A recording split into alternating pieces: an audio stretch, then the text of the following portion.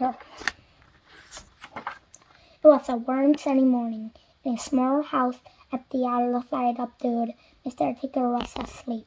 You didn't know there was such a thing as a tickle, did you? Where are they eggs? Tickles are small and round, and they have arms that stretch and stretch and stretch. Extraordinary long arms. Mr. Tickle was fast asleep. He was having a dream. It must have been a very funny dream because it made him laugh out loud, and that word came up. He sat up in bed, stretched his extraordinary long arms, and yawned an enormous yawn. Mr. Tickle felt hungry, so do you know what he did?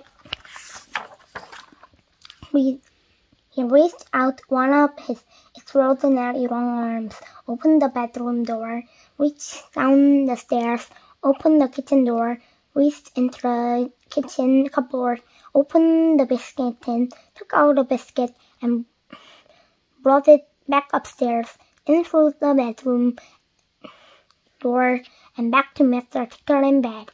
As you can see, it's very useful indeed, having arms as long as Mr. Tickle's. Mr. Tickle munted his biscuit. He looked out at the window. The day looks very much like a tickling day, he thought to himself.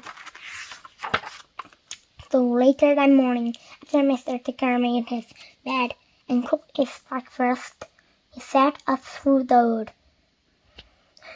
As he walked around, he kept his eyes very wide open, looking for somebody to tickle, looking anybody to tickle. Eventually, Mr. Tickle came to the school. There was nobody about, so reaching up his extraordinary long arms to a high window ledge, Mr. Tickle pulled himself up and peeped in through the open window. Inside, he could see a classroom. There were children sitting at desks and a teacher writing on a blackboard. Mr. Tickle waited a minute and reached in through the window. Mr. Tickle's extraordinary long arms went right up to the teacher, paused, and then tickled. The teacher jumped in the air and turned around very quickly to see who was there, but there was nobody there. Mr. Tickle grinned a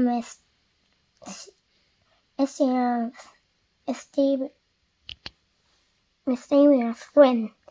He waited another minute, then tickled the teacher again.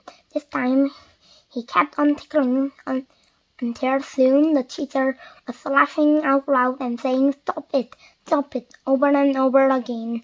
All the children were laughing too at a funny sight. There was a terrible pandemonium. Eventually, Mr. Tickle thought he had enough fun, so he gave the teacher one more tickle for luck, and then very quietly brought his arm back through the open window. Chuckling to himself, he jumped down from the window, leaving the poor teacher to explain what it was all about, which of course he couldn't, and Mr. Tickle went to town. And what a day Mr. Tickle had! He tickled the policeman on the traffic that he had the crossroads in the middle of town. It caused an enormous traffic jam. He tickled the greengrocer just as he was piling apples neatly in his shop window.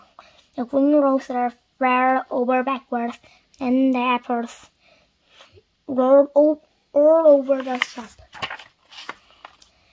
At the railway station, the car was about to wave his flag for the train to leave. As he lifted his arm in the air, Mr. Tickle tickled him, and every time he tried to wave his flag, Mr. Tickle tickled him until the train was 10 minutes late leaving the station, and all the passengers were furious. That day, Mr. Tickle tickled everybody. He tickled the doctor. He tickled the butcher. He even tickled old Mr. Snap, the postman, who dropped all his letters into the puddle. Then Mr. Tickle went home, sitting in his armchair in his small house in the other side of the wood. He laughed and laughed every time he thought about all the people he had tickled. So if you are anyway ticklish, beware of Mr. Tickle and those extraordinary long arms of his. Just think, perhaps he's somewhere about at this very moment while you are reading this book. Perhaps that extraordinary long arms of his is already creeping up to the door of this room. Perhaps it's opening the door now and coming into the room. Perhaps, beware, you know what's happening. You will beware and truly tickled. The end.